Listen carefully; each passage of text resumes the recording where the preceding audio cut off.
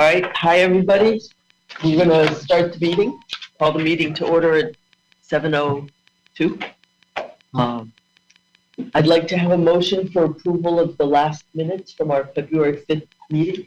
Can I have a motion and a second, Lisa? Sure. Okay. All in favor who are attending the meeting can vote in favor. Aye. Thank you.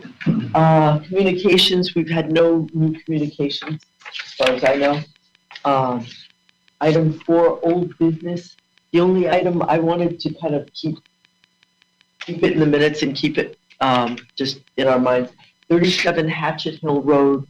Most of the things, the violations have been dealt with, or the things they're doing, they're allowed to do. What's the phrase? As of right? Yeah, there's another phrase. But there was one item, they need a permit for the driveway, and they have not yet received it. So I would just like that to be in the record of the minutes. And it's going to be handled by administrative review and approval, but it hasn't been, nothing's been received yet. So, reports and other business, I don't have anything. So new business, item 6. Application CC number 2501, Cripes Road. It's I guess some kind of trucking business, and what they want to do is have a large expansion of the parking lot.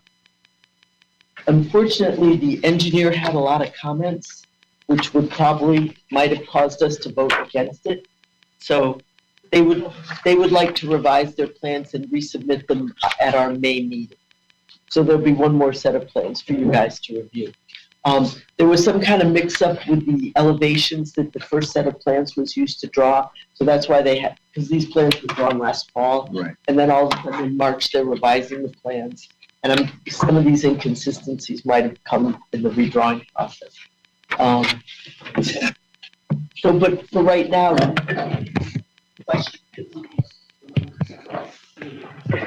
they can review. I don't have any questions. It's a little tiny thing going into the well. I do have I'm not familiar with drawings like this, and I found something which didn't find in the key in this upland review area here, next to the actual wetlands. Okay. You have this hatching, this rectangular hatching. I think that might be the silt fence. Really? And that was one of the comments where the engineer said add hatching to the, Okay. What were you talking? as a This area here. This area here with a rectangular hatching. Yeah, that's gonna be there. I would believe that would be there. So Okay. That too is the copy of what they were proposing as an alternative, but they rejected it because it included too much. too much, and then they made it Right. sort of full back. The engineer definitely had a comment about that hatching.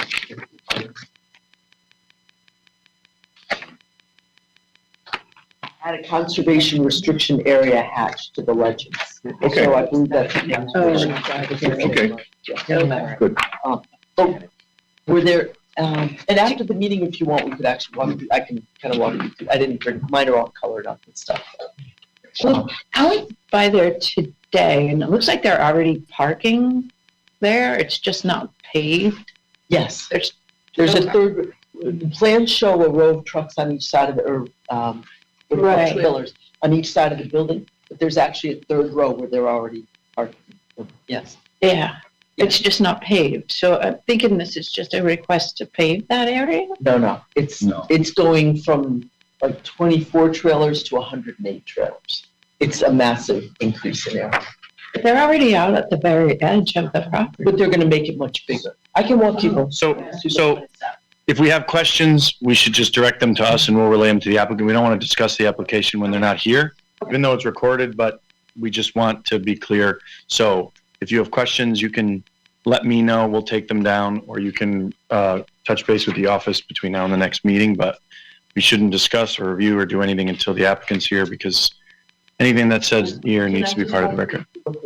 Just so they're like, no, I don't know. Okay. Because let's say you get something wrong or something changes in the next set of plans. Yep. Can we figure that their engineer will be there to walk us through? Yes, absolutely.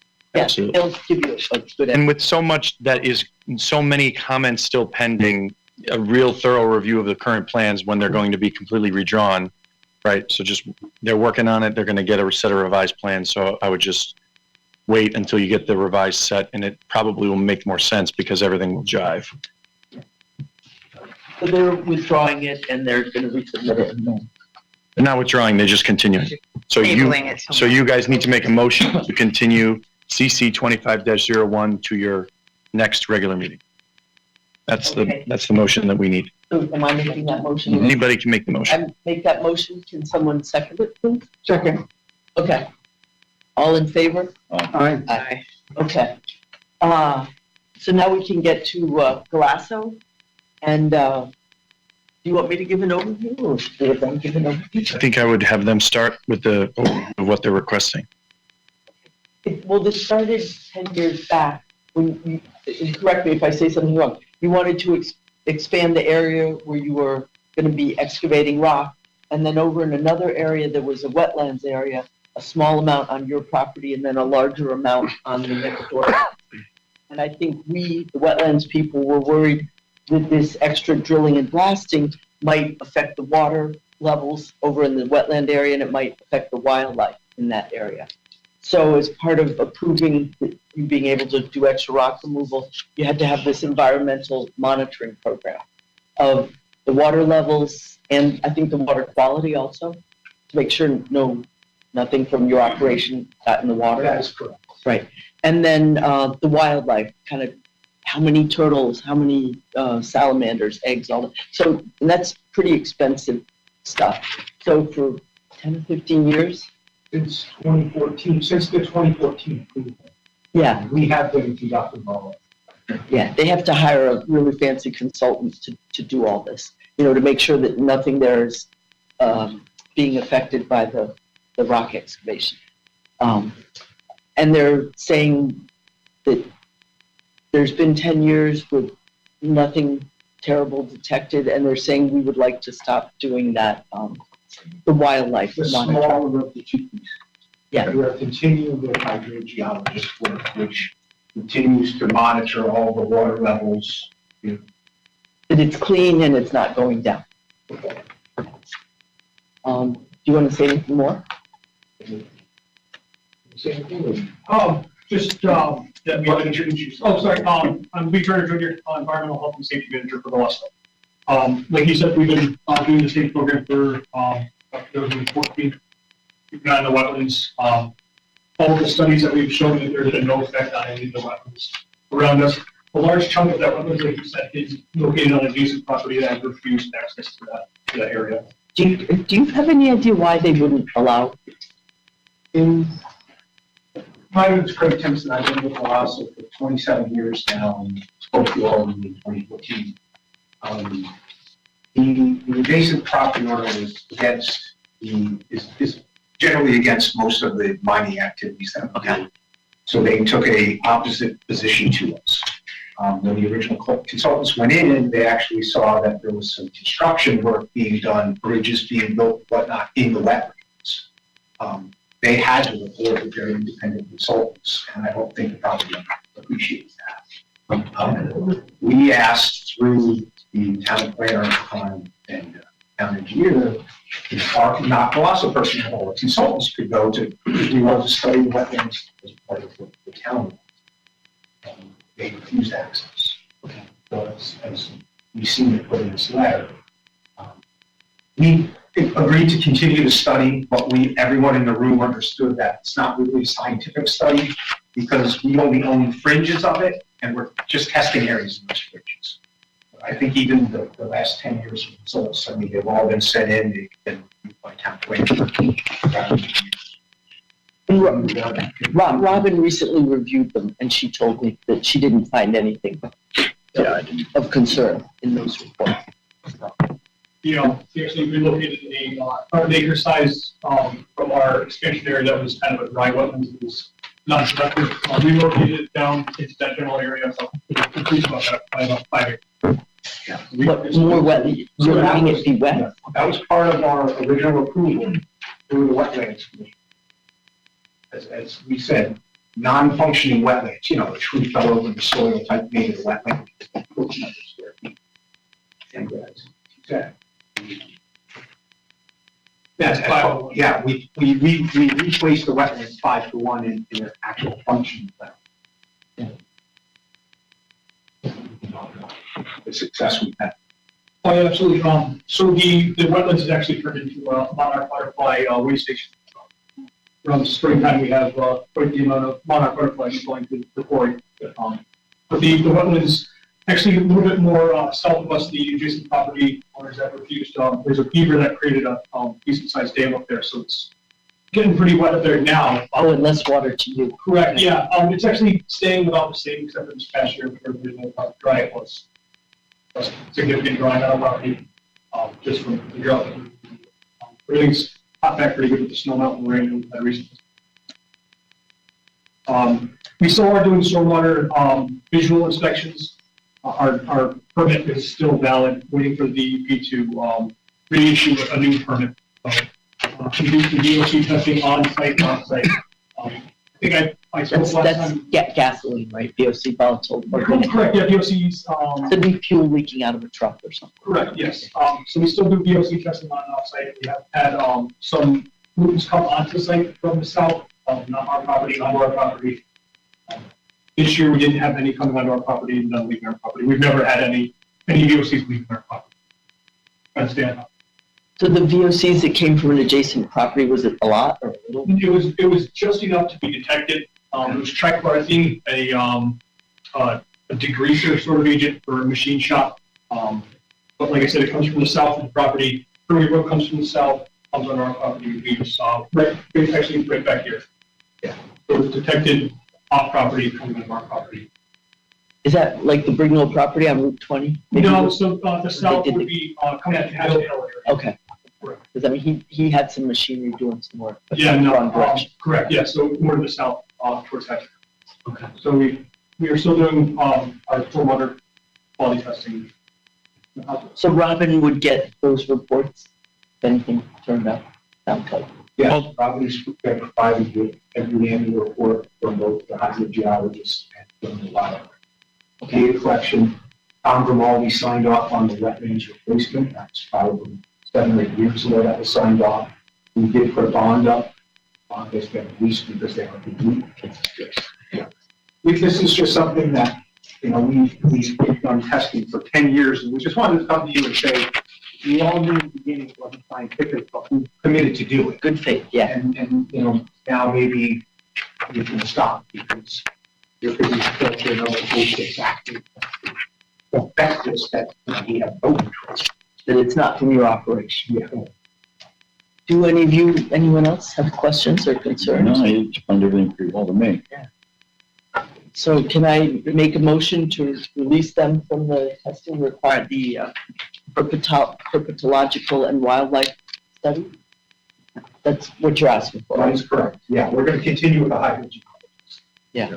So I'm making that I motion. make a second motion. Second, any discussion? Any more discussion?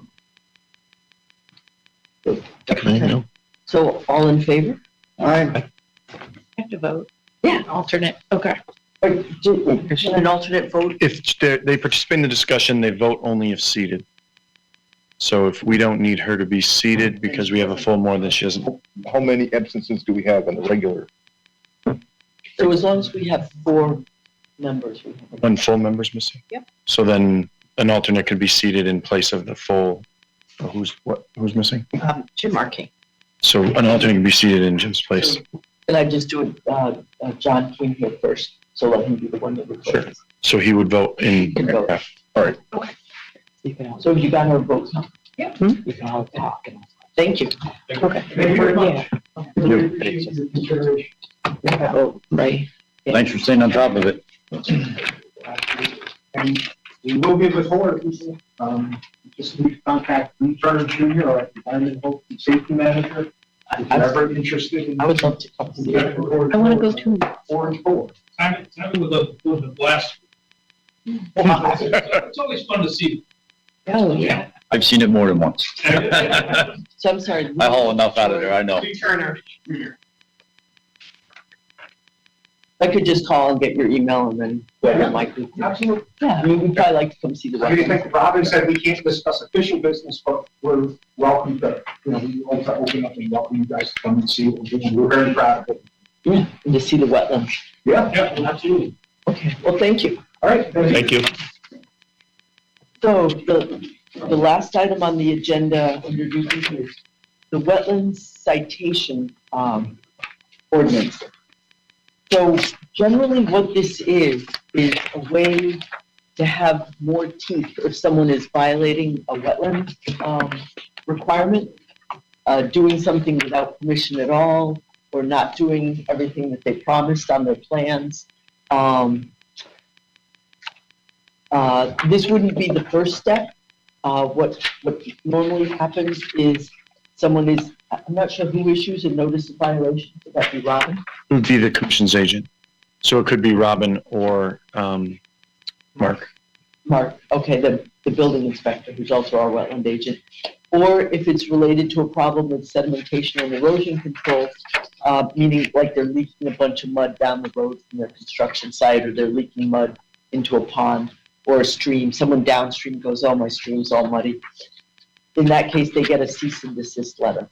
And the idea is if we got no response or we didn't get a positive response, we then could go to this citation and they might start getting fines. So it's nothing is like where it's forced, where you have to, this is kind of strong. We aren't allowed to change the language of this at all. The way Robin explained it, the language in the citation is a state statute, which we can't modify. All that we can do tonight, if we think it's a good idea and we want it, is we vote in favor, and then it will be referred to the Board of Selectmen for approval. The one thing that's not addressed in here, which we could do at the next meeting, are the amounts for the fines.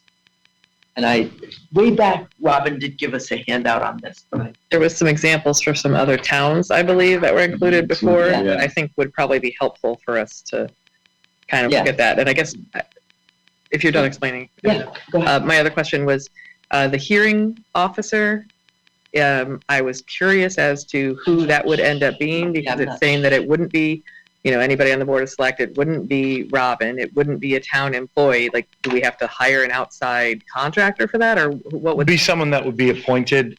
Generally speaking, you try to appoint two, and the town should think strategically about someone that understands both sort of the land use process, because they have to know what has caused the citation to be issued, but also they have to be comfortable with sitting in a room with a person who has been just issued fines and sort of hashing out those issues and issuing a decision. So a lot of towns will use, somebody that has similar experience through work, or maybe someone that was a former Board of Selectmen person, or someone that was a former chairman, or kind of understands how to interact with a member of the public. But it's not a paid position or anything. You want to hire It would have to be someone that's a resident. You can't farm it out. It's just like any other town related position. I don't know any town that farms it out to like an attorney or anything like that.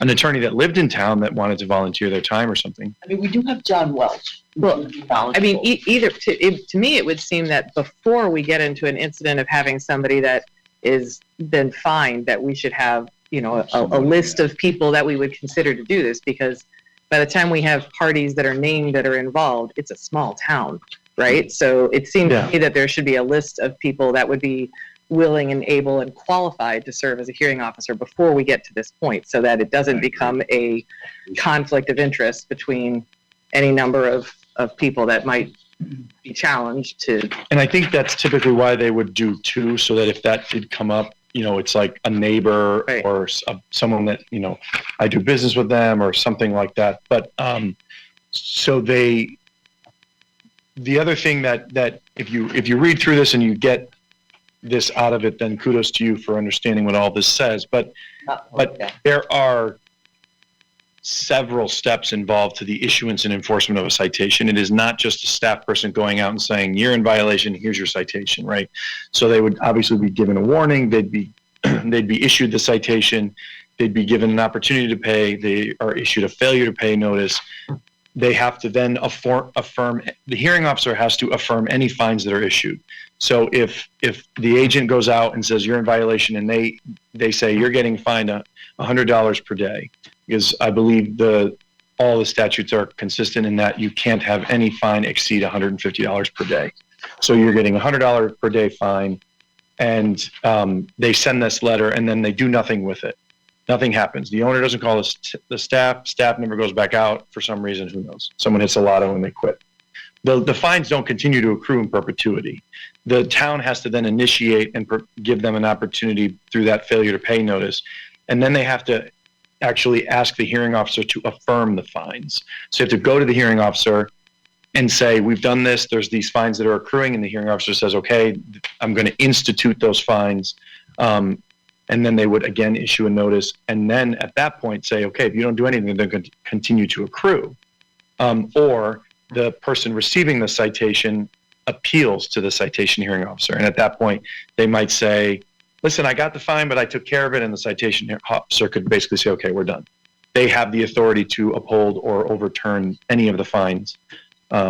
So there is no ability for staff to actually institute a fine that someone would have to pay or would be placed against the property without the hearing officer being involved.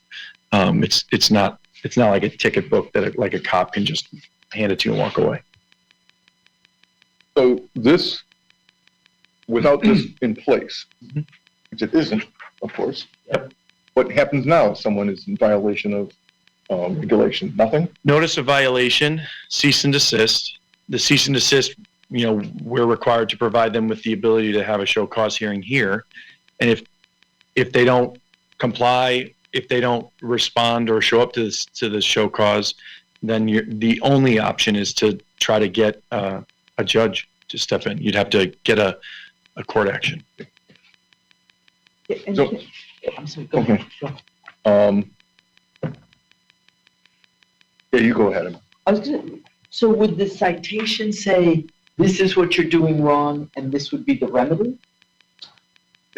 Yes, it would They be. tried to cure it, but it wasn't what we wanted. Right. So it would be just the same as a notice of violation, and who it's being issued to, why it's being issued, that, all of that information would be there, and the corrective actions that are taken. So it's not just a little slip of paper that you get that says you now owe $100. Right. And it would come after something else, right? A notice of violation or whatever.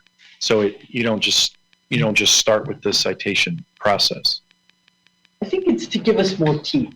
Like with these other people, the 37 Hatchet Hill, where it just dragged on for like a year, I think. I mean, part of it, they had trouble getting a survey and stuff. But I guess that kind of leads to my question too, is like how often, I mean, I know you've been serving with Granby for 2.5 years or something. It's like, and you work with other towns. Right? Yeah. How often does it come into play that a landowner just disregards any of these things? Like, we can make all the rules and we can make all the teeth, but if it doesn't really, and if we don't really have a clear, like, okay, who the hearing officer is, because even as I was saying, like, we should have a list of the people, but if this isn't going to happen for 4 or 5 years, half the people we put on the list might not even live in.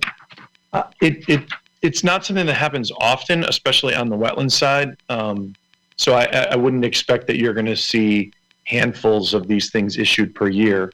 But I guess a related example is last year, the statutes were amended to increase the fines that towns can issue for certain types of commercial blight violations. So while that's not related, the rationale behind it was there is frequently an incentive for property owners that either own large-scale businesses or properties to continue to ignore, because if you're making money on whatever the activity is, okay, here's your notice of violation. Let's use them as an example because they were just here, even though they haven't had any problems. If they weren't doing something, or there was an erosion issue or some other, and they're pulling material, they're making a lot more on the material they're pulling out than the $100 per day. So there's an incentive to just ignore. And so if they know that these fines continue to accrue, then it kind of changes the conversation a little bit. And again, if they're not willing to participate in the remedy, saying, well, here's your cease and desist, come to the commission so you can have a show cause hearing, they're going to say, or not. So it gives you that ability as an interim step to say you're going to have these fines, but they have the opportunity to respond before a fine actually gets affirmed, right? They still would have to have that. And the idea still is that this process would be cheaper than going to a judge to try and get a court injunction. Right? Yeah, it wouldn't cost the town anything because you're going to have what? Whereas getting a judge and an Oh, you need an attorney to Right. file a That's court action. The other thing that is useful is if you have a situation where you have a potential sort of like a cat and a mouse, where you send a notice of violation, they drag their feet, but they come into compliance, and then 3 months later, they're back out of compliance, but they're in compliance for a couple of months, and you send another one. It's sort of this constant cycle. If you institute fines, they come into compliance, you have the ability to hold those fines for up to 12 months. So if you've issued fines totaling $5,000 for a really long time of violation, and they come into compliance, everything looks good, and 6 months later they fall back out of it, you can then choose to sort of pick back up with those fines that were in place. So it gives you the ability to leverage essentially up to 12 months of continued compliance where all those fines could still sort of come back. If the hearing officer affirms them, the law provides that you can take up to 12 months to essentially file it and make it final.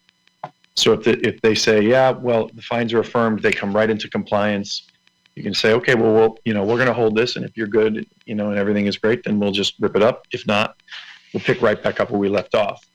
Whereas in the normal process, you have to go back to notice of violation, 30 days notice, cease and desist, 30 days notice.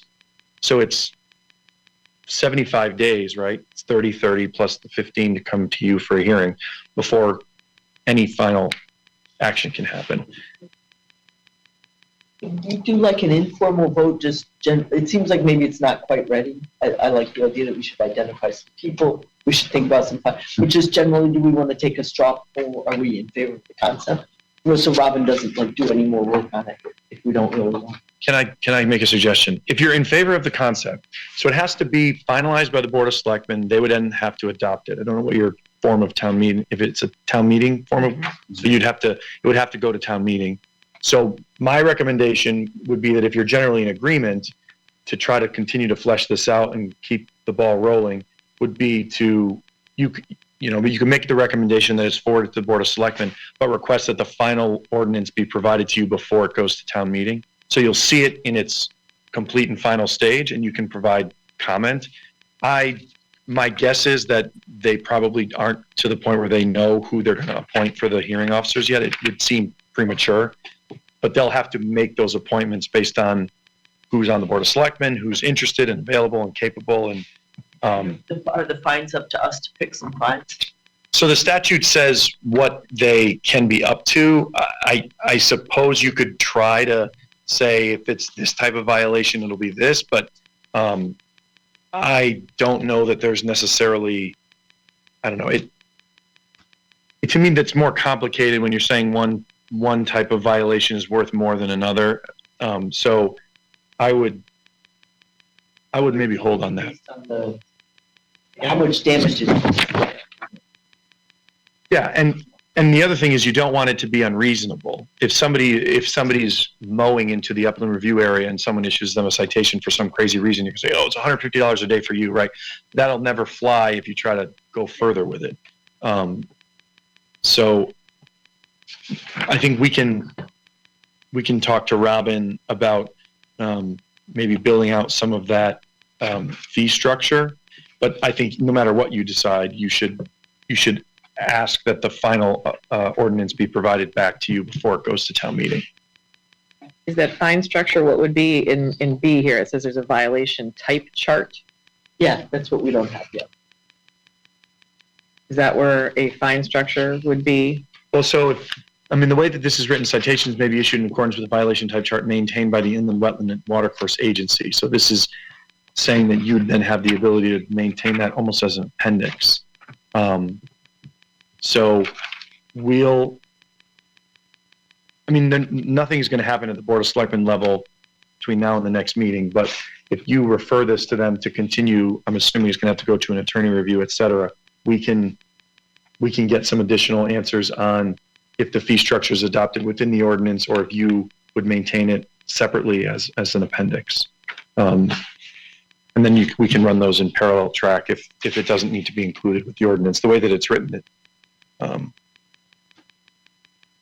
So do we create that chart, or is it existing? Robin would get nothing, Robin has some samples from other towns. Oh, okay. So we could look that over and say, yeah, that seems right for us, Oh, or okay. let's go with the lower one, let's go with the higher.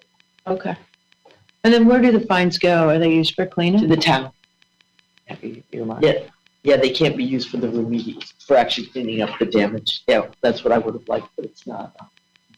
Back to the It town. goes to the town. Okay. And this is really more like drastic last step. I wouldn't expect we would do this often at all. Yeah, maybe once every couple of years. Not to. Yeah, But I right. mean, just good to have it. Yeah. So if we get a tough customer, You're absolutely right. I agree with that. that we have, just so you know, you could potentially be getting fines if you don't Right. respond to our letters. Mhm. So can we just go ahead and vote to recommend it? You're just voting to send it to the Board of Selectmen for further consideration. Okay. With the questions that we've noted. Yeah, so we can get answers to that separately as far as the violation amounts. The way that multiple sections of this are written, it appears that you'd maintain them separately. But I think it would have to be codified into the ordinance. Is there any chance we could have a plain English sentence kind of a 6-sentence thing that actually explains what this is gonna do? Executive summary. Just We can try. very clear.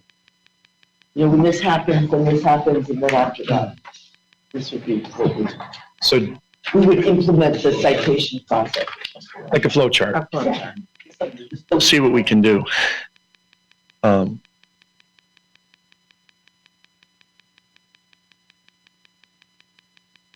So, well, I'm sorry, more discussion. Would it make sense to, would this be a separate thing? Would it make sense to suggest that every year, one or two hearing officers be appointed just in case, as an annual thing? I am not sure that there is a requirement. It's not specified in here that they would have terms.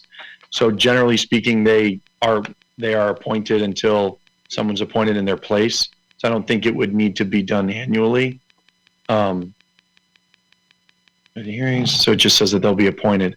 So I don't know if you have other guiding language which talks about how appointments are made and if there would be term limits, but there wouldn't necessarily need to be. And in my experience, if you find somebody that's good, you just want to hold on to them as long as you have them. I wasn't suggesting term limits so much as making sure that every year we know who's going to be We had someone. the hearing officer. Yeah, well, and the way that it's written, the ordinance itself isn't operable without it because they have to affirm the fine. So if you don't have somebody appointed, they move out of town, they resign, whatever it is, then the town can't actually affirm any fines to anybody because they're meaningless. So it sort of has a check balance there. So why does it have to be a town resident versus just a person with expertise in this area? Is that? I have only ever seen it done as that. I've never seen it be anybody, any staff person, outside person, or professional person. I've never seen anybody do that.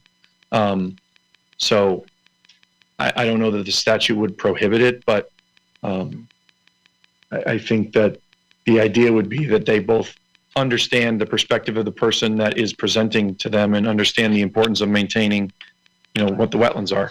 And if it's someone out of town, they're probably not going to do it for free. Most hearing officers are volunteers. So, can I make? Well, it says there's a rate of compensation.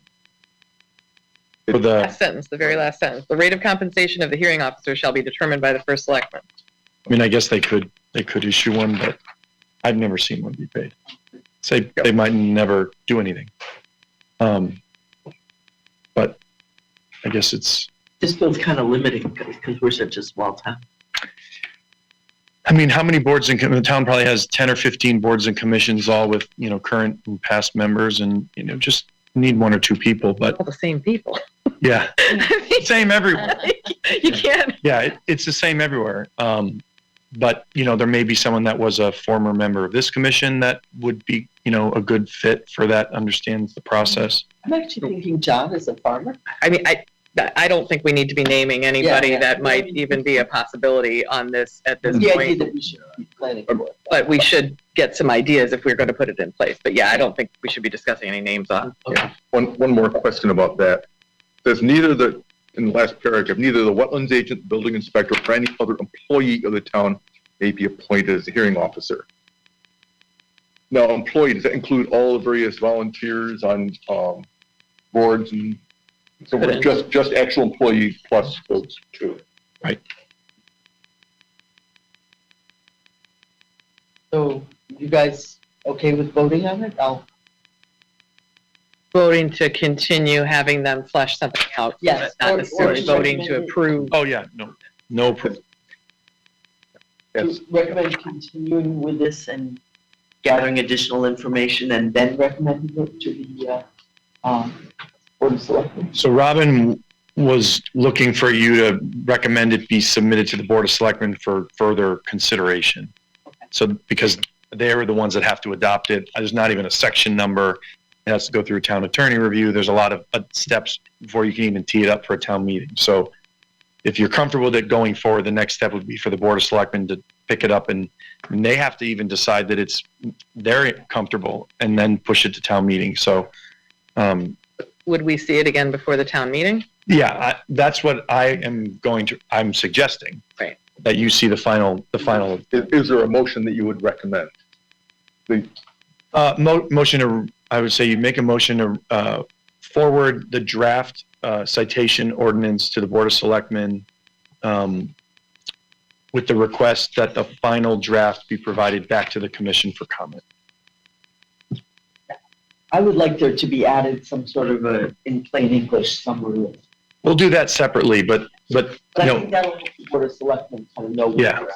for this is going to be what the person who's getting the fines attorney looks at to determine if there's a procedural gap that they can wiggle their way through. So this has got to be set in stone, but we can do something separate to kind of just walk everybody through the steps. Yeah, flow Flow chart. chart. I think that'll, Something with some colors and shapes to make people happy. no, but the Board of Selectmen, they can understand where this fits in and what Yeah. it's for.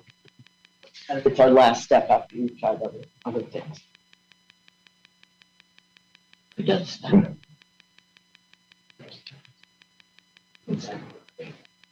So you'll type it up and send Michelle the word? Okay. So I'm gonna make a motion for what Mike said. Can I have a second? Second. All in favor? Aye. Everybody, did you guys? Okay, thank you. All right, any other items? Anybody's, we'll let you know when the training becomes available. Okay, thanks. Sorry. And if anyone just wants some basics of kind of blueprint reading, I'll come to your house or we can meet here. Just so I can show you like what the lines mean and stuff like that. I'd like that. That's pretty good. Key. I'd like to, You'd like some, a little bit, yeah, that'd be great. You could train them on another application, but not on the one that's coming before you, May. An old application. Old application, yeah. Because you don't want to train on one that's coming before you. I can't just show them, this is what these are, okay. That has to be done at the meeting. The applicant and the public, they get the gory pleasure of being able to watch how the sausage is made, right? It all happens right here and nowhere else. Your brains get wiped when you walk out and they're wiped before you walk in. And So they don't think that you're being influenced or something by something. So any communication between members of a commission pertaining to a current or future or whatever application or matter is considered ex parte communication. And so the reason that's a concern, obviously, is because in the worst case scenario, you could conspire to set the deck. But thinking about it in another way, let's say in her explanation, she makes it so you understand what the plans say. And so once you understand what the plans say, you're comfortable and you vote in favor. Nobody else knows what the hell the plans say, so they're not. So you've used something that's outside of the discussion the commission had to base your decision, and they don't have the benefit of that Gotcha. process. Makes sense. So you should all be working with the same bucket of information. So staff can always show you those things. You can always come in and go through that with staff because they're not involved in the decision making. If you have questions or want to see something. And if it was a previous application that's not coming before you, then, you can look at all that stuff. Would you guys want to figure a half an hour before the next meeting? Just come half an hour early? That'd be good. Yeah, sure. Yeah, please. Basics of reading site. Yeah. Some of it. And then Michelle, do you have copies of all the old applications? You have to find somebody that won't come back. Moved out of town or something. And Yeah. that won't ever be back before. Business that's bankrupt, anything, all the partners are gone. And Yukon Clear has a lot of different modules and things online, and they have a course. It's recorded. I think it's on YouTube too, and it's site plan reading. So they have like a recorded presentation given by whoever is the person who gives it through them with the PowerPoint, and it's a site plan reading course. It doesn't cost anything. You can watch it. You can do what you want with it, but Is there a link to that you could share with the commission? yeah. At their own leisure, people could look at that? Yeah, that would actually be easier for you guys.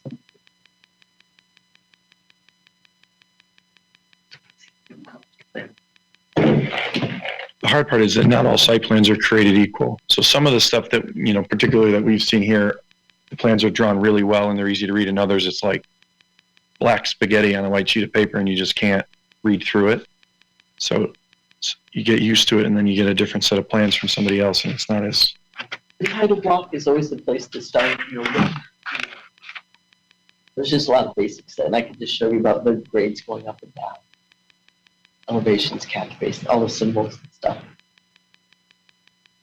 That's why Robin marks them up for us with the The color. that actually makes it easiest. So it looks like May will probably be a pretty big meeting, so everybody. Plans. Does anybody know that they're not going to be here at this point? Just so that I want to make sure we have a quorum. I believe it's May 7th. May 7th, yep. Skiing's over. We can- So, here. I got England Wetlands. So, will I have a motion to adjourn? Motion to adjourn. Second? Second? Okay, all in favor? I Okay. Thank you.